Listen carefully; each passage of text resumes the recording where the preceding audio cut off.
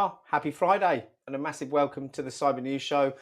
Welcome to all of you, in fact, all subscribers, first-time watchers and LinkedIn viewers for this week's episode of the Cyber News Show here on InfoSec Live, where, as you can see, joined by Mr. Lou Covey, Chief Editor of Cyber Protection Magazine, for a focus on all the news, but in particular on the election integrity, because in a year's time, or in this year, should I say, we're going to see 5 billion people voting in democratic elections globally.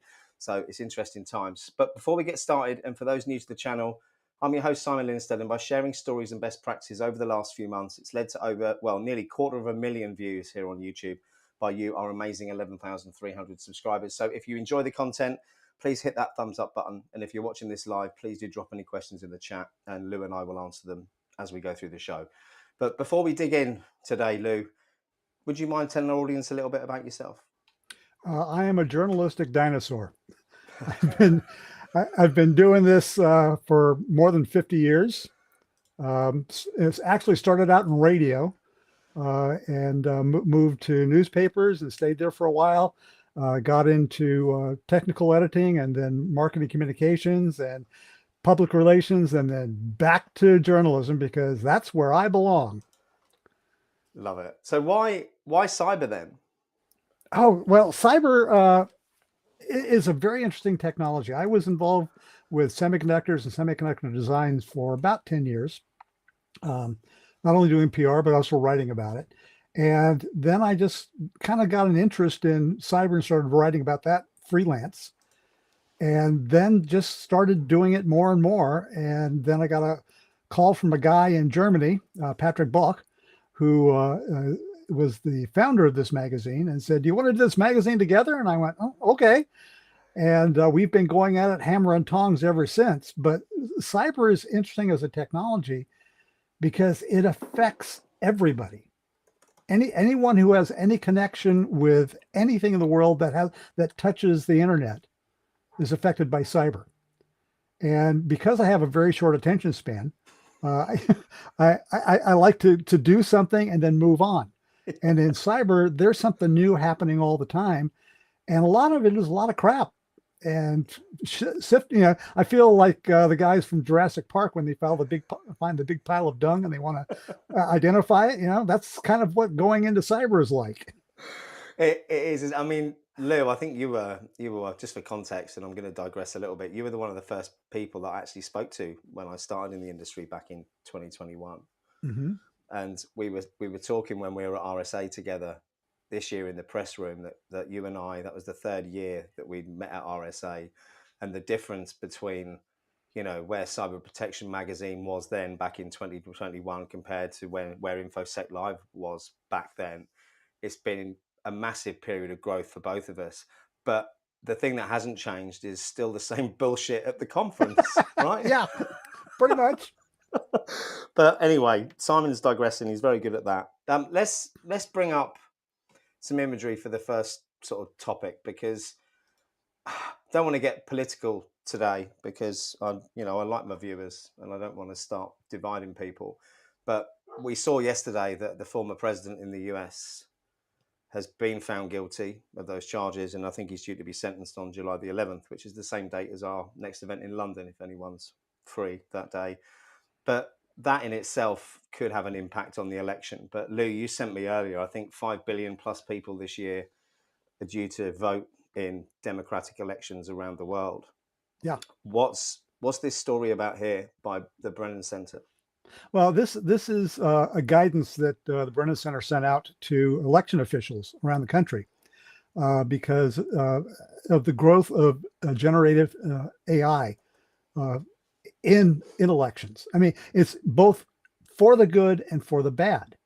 And part of the problem is deep fakes.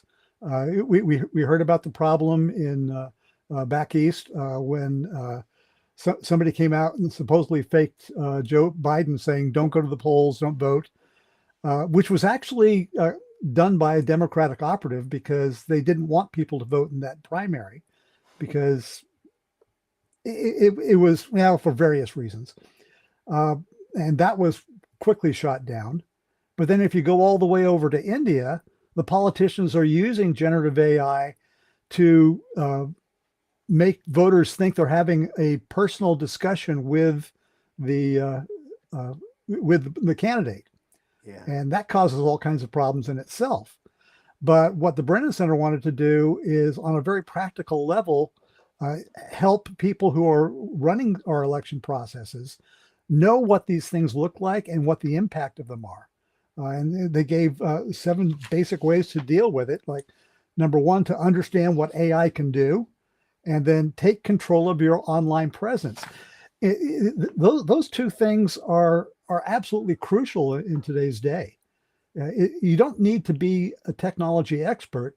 You just need to know what this stuff can do and make sure that you are in control of what you are doing. And then there's the issue of being able to respond to this stuff, because we're talking about instantaneous communications, and you've got to be able to be ready to talk about it. And one of the things I really liked about it, just from my own position as a longtime print journalist, they are recommending that election officials actually develop relationships with their local media, tell them who they are, what their phone number is, what their email address is, and how they can get a hold of them. Because if anything pops up, the press needs to be able to contact you quickly to see if it's true or not.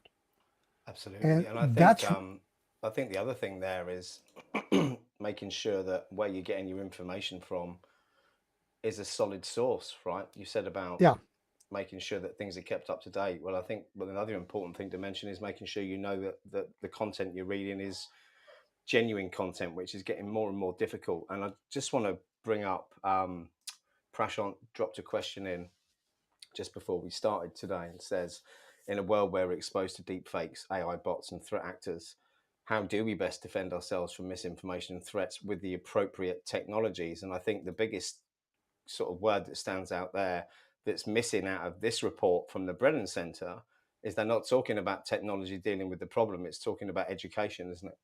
Yeah. And the problem is that our technologies are not being focused on this particular issue.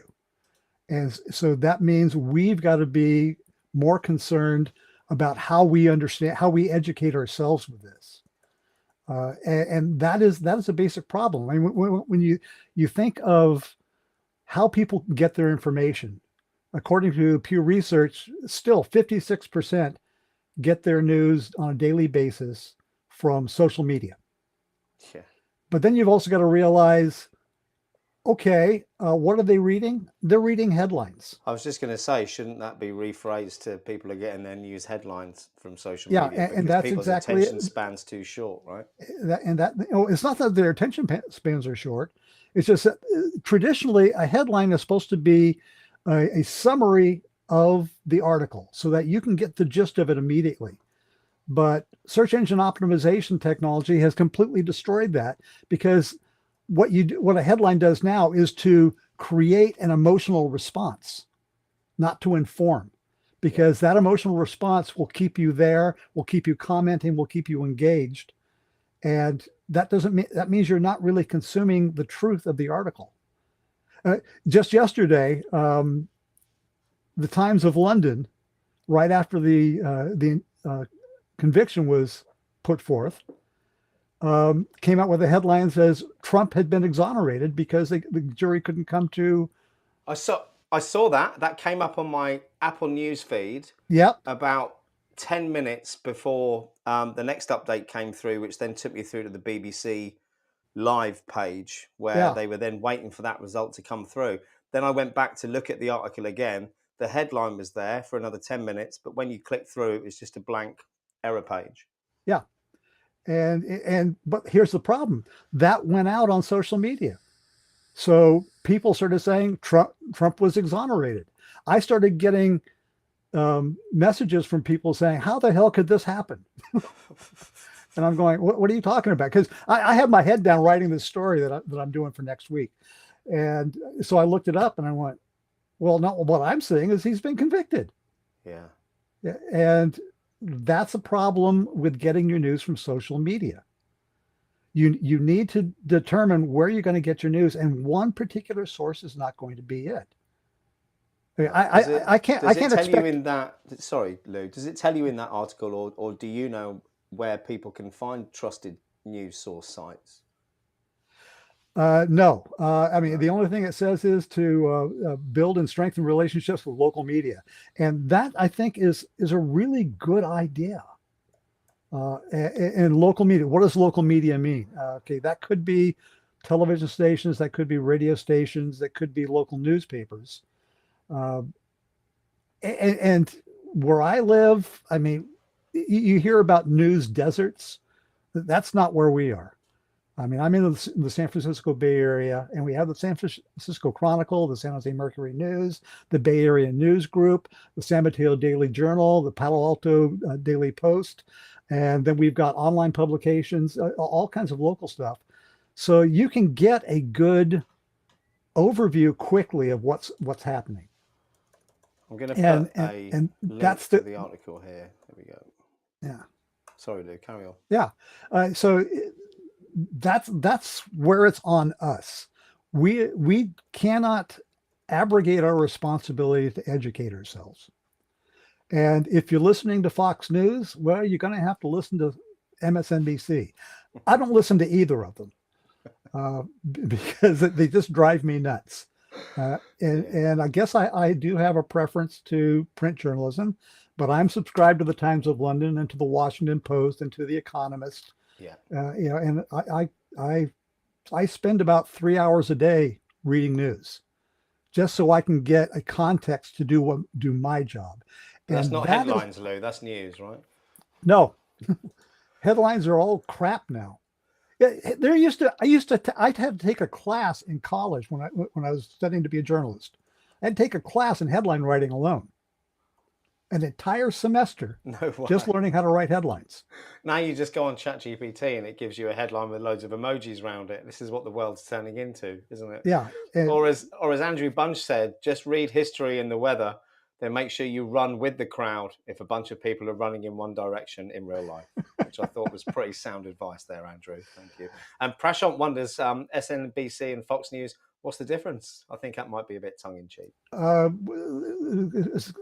difference is the political bent. There we go. One's going this way, one's going that way. Yeah. And are there any media outlets in the US that are kind of in the middle? I mean, the BBC in the UK is meant to be impartial, and I think they do their very best to achieve that. Do you have anything similar in the US?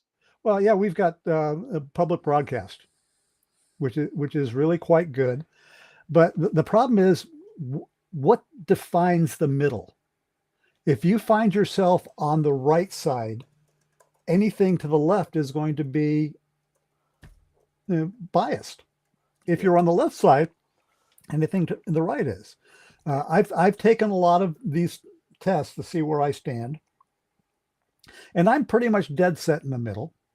It depends on and my leanings go generally to the opposite of where the popular opinion is. So if things that's just seem because to be, you're awkward, though, isn't it? Yeah. Yeah, I've never been known to be the person that followed the rest of the crowd. So I'm just reading Andrew's comment. It says, all of our news is usually a psyop. And MSNBC aims for new age liberalism programming versus Fox News is focused on military news and aims to be neoconservative politically. Thank you, Andrew. Very nicely put. Just while we've got this up on the screen, I've just sort of gone down in this article. And it does have a section here where it talks about developing best practices for evaluating content. Yeah.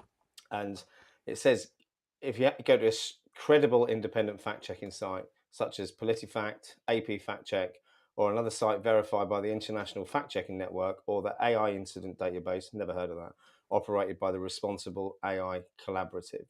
And as you said, the other bit here, approach emotionally charged content with critical scrutiny, since such content can impair judgment and make people susceptible to manipulation. Well, we're seeing that all around the world at the moment, aren't we? Let's be honest. It's disturbing to me, the lack of responsible consumption of information. I mean, I have to admit, because I'm a journalist, I've developed a very strong sense of skepticism. And I always ask the question, why? Yeah. Because I don't think many people do. And I also ask the question, according to what? And that creates an entire other problem, because we see so many of these opinion polls out there that tell us, well, this is what people are thinking. And I'm going, what? I'm not seeing that. Where are you basing this? And I'm not a big fan of polls, No. especially when they started out with an absolute bias. And I think we've seen the last 5 years, especially the divergence of some pretty good polls that used to predict things quite closely to now. The polls don't seem to be based in reality all the time, and I wonder again whether a lot of that is down to the misinformation that's put out there. Yeah. I was just doing a search on Chat GPT. I'm not a big fan of using AI except for some research, but you also have to be skeptical of that. Like, I asked them, what are the top 10 cyber crimes according to financial losses, and it gave me this list. And this was kind of surprising to me, because all the news is about ransomware. And they put ransomware, ChatGPT put ransomware right at the top. But then I looked at the numbers. He said ransomware ranges between 20 and $50 billion a year. Okay. But if you put all that in order, you find out that's not the number one problem. The number one problem is intellectual property theft, which is an average of $600 billion a year. But do we ever hear stories about that? No. Number two. Why is that? Is that because there's not a shiny tool in the marketplace that solves that, or? Well, I have to blame my own people for that. The journalists. Journalism used to mean you took some time to research stuff. I knew of, when I was working at the Palo Alto Times, which is a defunct newspaper, there was a reporter that wanted to find corruption in Palo Alto city government. And so what he did is he used the Freedom of Information Request Act to pull the phone records of City Hall for 3 years. Wow. And he sat there and went through every single one of them and found 3 city council members running a business out of City Hall. No way. Okay, but that took him months. And that was at a time where the Palo Alto newspaper had, I think, about 25 or 30 journalists. Well, in the past 20 years, we have lost 90% of the journalists that covered just technology. Really? And we've lost 75% of the titles. So journalists are having a hard time finding a job in the first place. And when they do get a job, they don't have much more time than to rewrite a press release. And the press releases don't tell you anything. So we've lost that resource of people who are doing the research for us. And that's very true. And Andrew's just mentioned a really good point, actually. 10 years ago at this point, the trade war between the US and China was started with intellectual property theft being one of the main grievances, which is very true, isn't it? Yeah. But one thing we keep forgetting about is that the businesses that lost this intellectual property, they did it willingly, because they saw the Chinese market as being absolutely huge. They could make a whole lot of money. So they agreed with the Chinese government to give them 50% ownership of the company that they set up in China. They gave that stuff. China didn't really need to steal anything. Companies were giving it to them. Yeah. So it's kind of our own fault from our own greed. Greed's got a lot to answer for, I think.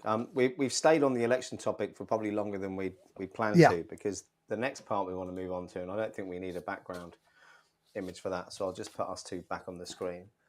We were chatting the other day, and I can't remember if it was 60 or 70 different approaches you'd had with research papers, white papers, Yeah, whatever you want to call it? I stopped counting after 60. Yeah. So Uh, do you want to tell our audience what it is I'm actually talking about? Because I haven't okay, explained that very well at all. so the cybersecurity industry seems to be absolutely addicted to research, but it's not good research. And what they do is they put these studies, surveys, reports together. They have what they call intelligence divisions who are looking at all the different data out there, and they push these things out, and it's an important part of their marketing. And it's not good, and most people don't know that. I mean, people hate when you say it's not good, just clarify what you mean by that. Okay, it's not good because it's either biased, Of course, or it's incomplete, or it's plagiarized. Yeah. Let me give you an example. There's a very famous stat that by 2025, cybercrime is going to cost the world's economies $9.2 trillion. I've seen that. Yeah. Okay. And it's in almost every piece of press release that comes out. And Cybersecurity Ventures is the one that promotes this the most. It's in their report. And I have a great deal of respect for that organization. They do really good at what they do, which is helping people determine what to invest in. Yeah.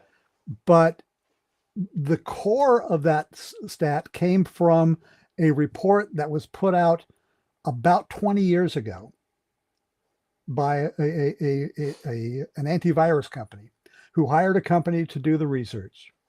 And they said, this is how much it's going to cost us in 3 years. Well, about 3 months after that report came out, the research firm said, oops, we made a big mistake. Lies, and damn statistics. And so the company that supported it, it was Symantec, by the way. Okay. Symantec retracted the report. But the problem is, it had been put on the internet. Nothing dies on the internet. And people glommed onto that, and Cybersecurity Ventures has glommed onto that. And every report that shows an increase in cybercrime, they merely added on to that. And the original number was off by a factor of 10. So if that's off in a good way, I hope. Yeah. Yeah.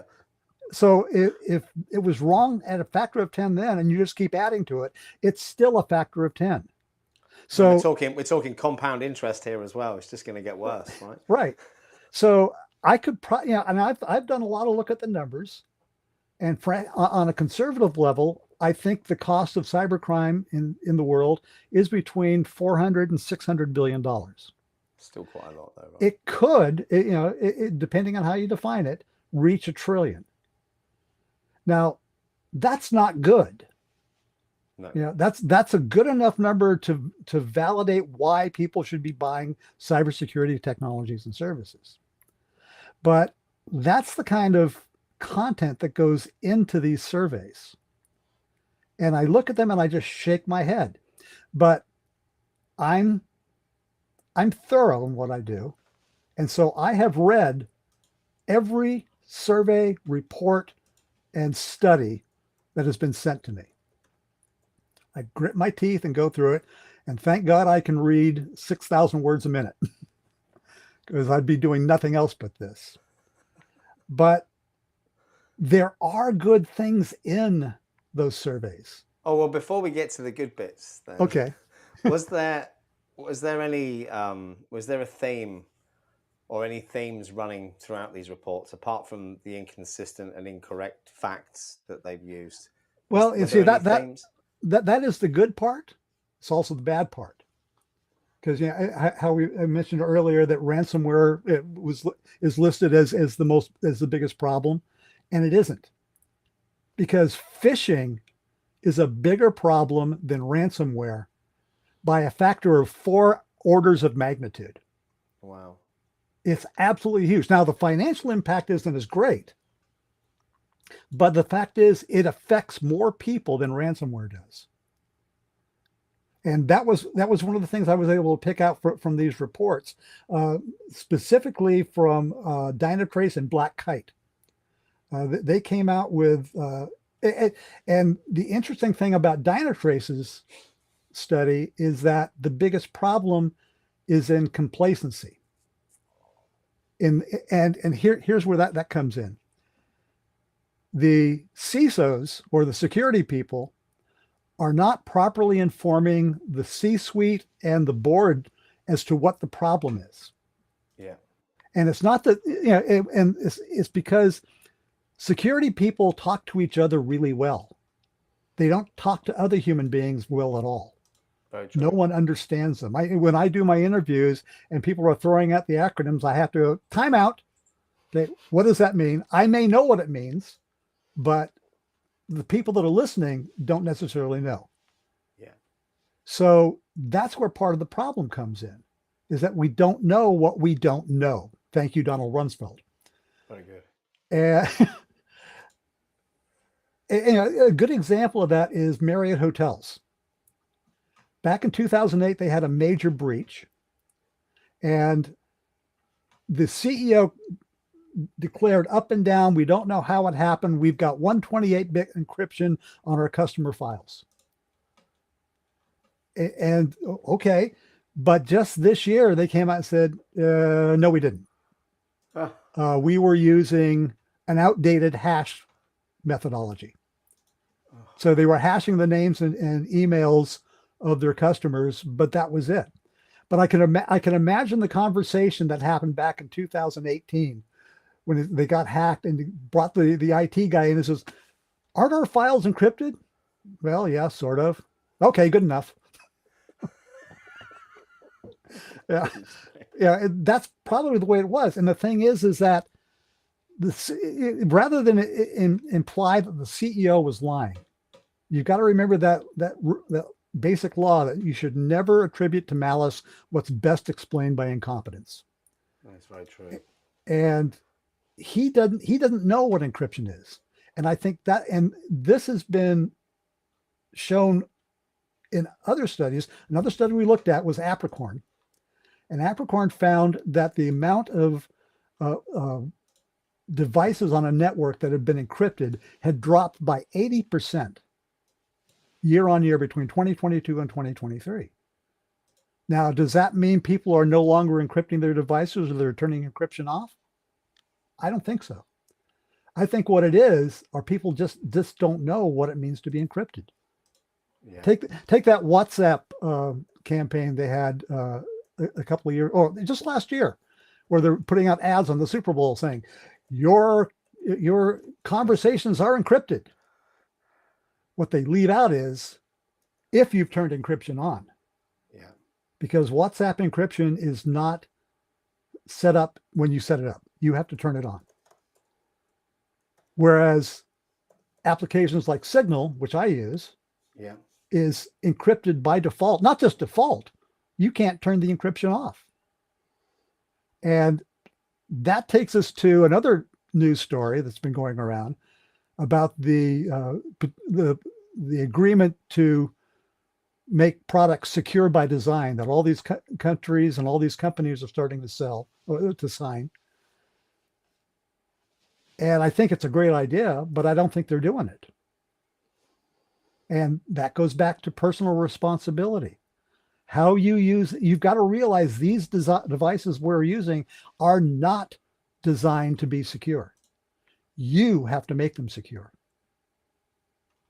But how do we make, or how do we start that cultural shift that seems to be needed to make people actually start to do what we need? I mean, Steve Hindle's made a great comment. People build their own echo chambers in both their personal and professional life. Yeah. And that's very true. I mean, we see that on LinkedIn, the sycophantic posts on a daily basis, which, if anyone's noticed, I haven't been on LinkedIn that much the last few weeks because it's just becoming unbearable. Well, it's not so bad for me because I really vet who I connect with. There is this one guy that made a comment about a podcast that I made with someone running for Congress out of Oklahoma. Okay. And he says, "What an insightful show. How was the conversation?" If you listen to the podcast, you heard the conversation, so you obviously didn't listen to the podcast. so I blocked him. But he read the headline. Yeah. So Thomas Jefferson said the price of liberty is eternal vigilance. Yeah. And I think you can apply that now to our security. The price of our security is eternal vigilance. I change my passwords on everything once a month. And I get these notifications that your password has been compromised, and so I go into Google or Apple, take a look, and it's for some place that I haven't used for decades. I canceled my subscription. There's a basic problem. What's happened is that these companies that are losing this data, getting it exfiltrated, which, by the way, is a bigger problem than ransomware. Yeah. They're not deleting their files. It's a basic cybersecurity premise that you don't keep data you don't need. Right. But companies are holding on to customer data long past the time that they have customers. Is there a name for that? Is it zombie data, or have I got that wrong? Yeah, that's a good one. Yeah, I think I've just stolen that from Steve Hindle. Actually, Steve, you're watching this. If I have stolen that from one of your posts this week, thank you for making me sound intelligent briefly. Yeah. Well, the core of all comedy is plagiarism. Yeah. Anything else? We've only got, I mean, time's flown by. We've just gone over the half an hour we said, but is there anything else you want to finish up on before we go that you picked up out of those reports? Yeah. Where did I find that? Let's see here. There's married hotels. Oh, yeah. This is to tie this all together. All of these reports had all of this information about where the problems are and how bad it is, and read the article. You're gonna have to get a subscription. And while we're at this, if all the listeners here go to the cyberprotection-magazine.com website and go to go to the subscriptions. If you use Friends of CPM, all uppercase, hold on, you'll get a free 1-year subscription. Let me get them a link. Hold on. So here's the link for Cyber Protection Magazine, and you said there was a code for a year's free subscription. Yeah, Friends of CPM, all caps, one word. Friends of CPM is the code. Yeah. And that way you'll be able to read the entire story. But one of the biggest missing links in all of this stuff is none of these companies are doing anything about election security. And I've even asked them, I bring it up, and their eyes kind of go blank because they haven't even thought about it, or they don't even want to tackle it. And that's where our technology is failing us, is we aren't really concentrating on the most important issues. Why is that?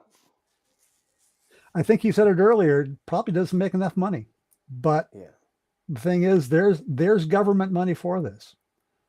I know the county registrar in my county, and he'd buy a tool if it would help him protect the identification of the voters. The state of Nevada is the only state in the United States where a voter can write in and say, I do not want my name, address, email, or phone number showing up on the rolls, because politicians or campaigns can get those rolls for free.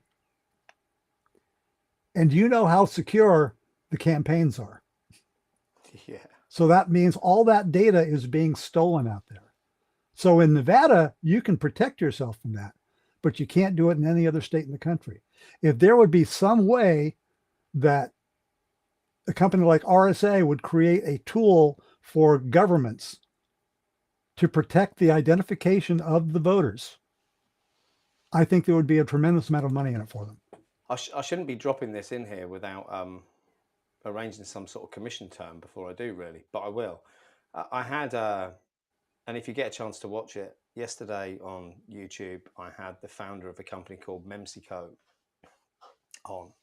We went through, it's the second time we've been on, and this time we went through their demo of their platform, and it's digital impersonation protection, basically. Their biggest client is a bank, and that bank have saved 1.5 million a month in lost credit card fraud from taking this on. And what it does is it gives a digital watermark to the end user effectively for when they go to log on to their bank site. And if, I don't understand how it works, so don't ask me any technical questions, but if they then get on a spoof site or there's anything wrong, they get a big alert flag coming up, the bank are notified in real time, the attacker's website's taken down at the same time in the back end. There must be something similar we can do for election fraud. I mean, Prashant mentioned it up here in the chat somewhere. Where is it? Let's have a look. He was saying about while you're looking at that, online voting. I think he was talking about, when's that going to happen? You know, could electing for governments online become a reality? Not in the current situation, but no. Let me give another plug to a non-sponsor, a company called Reality Defender. They won the sandbox competition at RSAC. They make an AI detector that has been validated to be 95% effective. Okay. And their two biggest customers right now, and this is where I'm very excited, are Paramount and Comcast. The parent companies of NBC. Paramount, Reality Defender. Thank you. And Paramount and Comcast are the parent companies of ABC and NBC and CBS. Wow. And what they're using it for is to be able to take a look at online content, videos, and voice, and determine if they're true. And if they're not, they're not going to make the air. Right. So the news media is starting to take advantage of the technology that's available. I think they have to. Yeah. Because it's going to be them who the fingers are pointed at. Yeah. If they keep sharing stories that aren't true. That's really interesting. And Reality Defenders, if you're watching, we've given you a free plug. If you'd like a paid plug, you know, reach out to us. We're happy happy to have discussions around that. Lou, it's been really insightful. Thank you so much for taking the time to come on. And I'm hoping that we can make this a bit more of a regular thing on a Friday. Next week, I'm in DC, should be back Thursday. But as I was saying to Lou off camera earlier, I've got like an hour in between my connecting flights on the way home. So there's a chance I might not be back till Friday. So if that is the case, there won't be one of these next week, but we will be back the week after. But for everyone watching, thank you so much for taking the time to watch. I hope you found it useful too. And again, for all those who've commented and asked questions, thank you for that. So Lou, any wise words of wisdom before we close things off for the weekend? Yes. Just because you're paranoid doesn't mean they're not out to get you. Brilliant. Now, if you don't sleep tonight, we can blame Lou Covey for that. Lou, thank you so much. Have a great weekend yourself. Everyone, take care. See you all soon. All right.